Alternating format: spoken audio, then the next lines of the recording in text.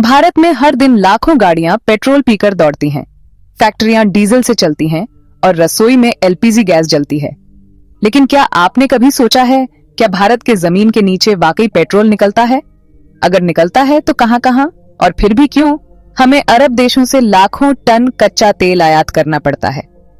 आज विश्लेषण में हम समझेंगे इंडिया के पेट्रोलियम संसाधनों का इतिहास, वर्तमान और भविष्य। भारत में पेट्रोलियम की खोज कोई नई कहानी नहीं है। इसकी शुरुआत हुई थी 1867 में असम के डिगबोई क्षेत्र से। कहा जाता है कि वहां जंगल में लकड़ियां काटने वाले मजदूरों ने जमीन से तेल रिसते हुए देखा। ब्रिटिश हुकूमत ने तुरंत ध्यान दिया और 1889 में भारत की पहली तेल रिफाइनरी डिगबोई में बनाई गई। यही वजह है कि डिगबोई को आज भी ऑयल सिटी ऑफ असम कहा जाता है। आजादी के बाद भारत ने ऊर्जा आत्मनिर्भरता की दिशा में अपनी यात्रा शुरू की। इस मिशन का नेतृत्व ओएनजीसी और ऑयल इंडिया लिमिटेड जैसी कंपनियों ने किया, जिन्होंने देश भर में तेल और गैस की खोज की। परिणाम स्वरूप कई राज्यों में उत्पादन केंद्र स्थापित हुए।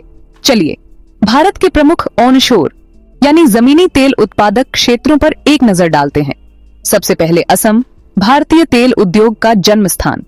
यहीं डिगबोई में एशिया की पहली रिफाइनरी लगी।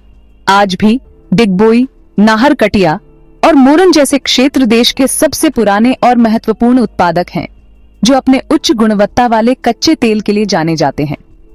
पूर्वोत्तर में ही अरुणाचल प्रदेश और नागालैंड में भी तेल के भंडार हैं।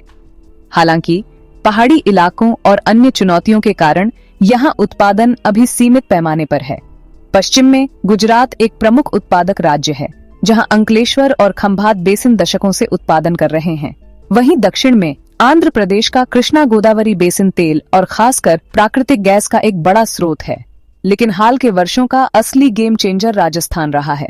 बाड़मेर जिले में मंगला, भाग्यम और ऐश्वर्या तेल क्षेत्रों की खोज ने भारत के उत्पादन को बड़ी छलांग दी है। यहाँ का कच्चा तेल भारी और मोमयुक्त वैक्सी होता है। अब बात करते हैं ओन ऑफ शोर यानी समुद्री क्षेत्रों की, जहां से भारत का आधे से ज्यादा तेल आता है। यहीं हमें कच्चे तेल की विविधता भी दिखती है, जिसे एपीआई ग्रेविटी से मापते हैं। ये राजस्थान के भारी तेल से लेकर मुंबई हाई के हल्के तेल तक होती है। इनमें सबसे प्रमुख है मुंबई हाई। अरब सागर में स्थित यह क्षेत्र 1974 में खोजा गया था और आज भी भारत का सबसे बड़ा तेल उत्पादक है। यहाँ का क्रूड अपनी हल्की और मीठी गुणवत्ता के लिए विश्व प्रसिद्ध है। इसके अलावा आंध्र प्रदेश के तट पर KG-D6 जैसा डीप वाटर ब्लॉक भारत की तकनीकी क्षमता का प्रतीक है। तमिलनाडु के पास कावेरी बेसिन जैसे अन्य ऑन ऑफशोर क्षेत्रों का भी उत्पादन में योगदान है। संक्षेप में भारत का तेल उत्पादन कुछ प्रमुख क्षेत्रों में केंद्रित है। ऑन शोर में असम, गुजरात, राजस्थान और ऑन ऑफशोर में मुंबई हाई। ये क्षेत्र सार्वजनिक और निजी कंपनियों के प्रयासों से देश की ऊर्जा सुरक्षा की रीढ़ बने हुए हैं।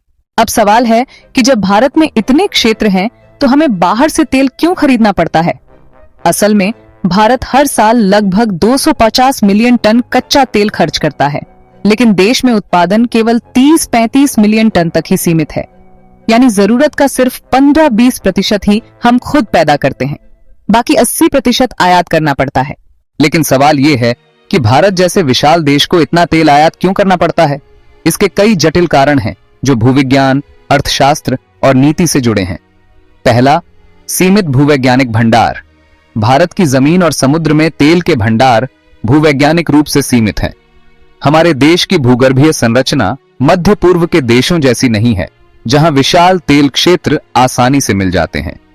भारत के अधिकांश सेडिमेंटरी बेसिन में हाइड्रोकार्बन की मात्रा कम है, जिससे बड़े भंडारों की खोज एक बड़ी चुनौती बन जाती है। दूसरा, बढ़ती मांग। भारत दुनिया की सबसे तेजी से बढ़ती अर्थव्यवस्थाओं में से एक है। हर साल लाखों नई गाड़ियां सड़कों पर आती हैं और हमारे उद्योग और कृषि क्षेत्र को चलाने के लिए ईंधन की मांग लगातार आसमान छू रही है। जबकि हमारी खपत रॉकेट की तरह बढ़ी है, हमारा घरेलू उत्पादन लगभग स्थिर रहा है, जिससे यह अंतर और भी चौड़ा हो गया है। तीसरा, तकनीकी और वित्तीय चुनौतियां। हमारे जो भी संभावित भंडार हैं, उनमें से कई गहरे समुद्र में या जटिल भूगर्भीय संरचनाओं में छिपे हैं। इन तक पहुंचना और तेल निकालना बेहद मुश्किल और महंगा होता है। इन परियोजनाओं में अरबों डॉलर का निवेश और अत्याधुनिक तकनीक लगती है और सफलता की कोई गारंटी नहीं होती। जो इसे एक जोखिम भरा काम बनाता है। चौथा, नीति और पर्यावरणीय बाधाएं। ऐतिहासिक रूप से हमारी ऊर्जा नीति का ध्यान आयात प्रबंधन पर ज्यादा रहा है। स्वदेशी खोज को बढ़ावा देने वाली नीतियों का असर दिखने में समय लगा।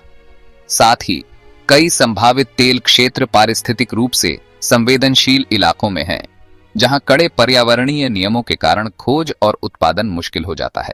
तो ये थी भारत की तेल की कहानी, जो असम के हरे भरे खेतों से शुरू होकर राजस्थान के रेगिस्तान और मुंबई हाई के गहरे समंदर तक फैली है। लेकिन आज की सबसे बड़ी हकीकत यह है कि हम अपनी जरूरत का 85% से ज्यादा कच्चा तेल आयात करते हैं। ये निर्भरता हमारी ऊर्जा सुरक्षा और अर्थव्यवस्था के लिए एक बड़ी चुनौती है, जो साबित करती है कि तेल सिर्फ जमीन के नीचे का खजाना नहीं, बल्कि वैश्विक राजनीति और अर्थव्यवस्था का एक जटिल खेल भी है। इसी चुनौती से निपटने के लिए भारत अब एक नई ऊर्जा रणनीति पर काम कर रहा है। सरकार नए एक्सप्लोरेशन ब्लॉक्स की नीलामी कर घरेलू उत्पादन बढ़ाने पर जोर दे रही है। लेकिन असली समाधान सिर्फ ज्यादा तेल खोजने में नहीं, बल्कि तेल पर हमारी निर्भरता कम करने में है। इसीलिए अब बायोफ्यूल, इलेक्ट्रिक गाड़ियों और खास तौर पर ग्रीन हाइड्रोजन मिशन पर तेजी से काम हो रहा है। ये कदम न सिर्फ हमें ऊर्जा के क्षेत्र में आत्मनिर्भर बनाएंगे, बल्कि जलवायु परिवर्तन की लड़ाई में भी भारत को एक ग्लोबल लीडर के तौर पर स्थापित करेंगे। मैं हूं नुजल चौहान और आप देख रहे थे विश्लेषण। अगली कड़ी में मिलेंगे एक और ज्वलंत सवाल के साथ।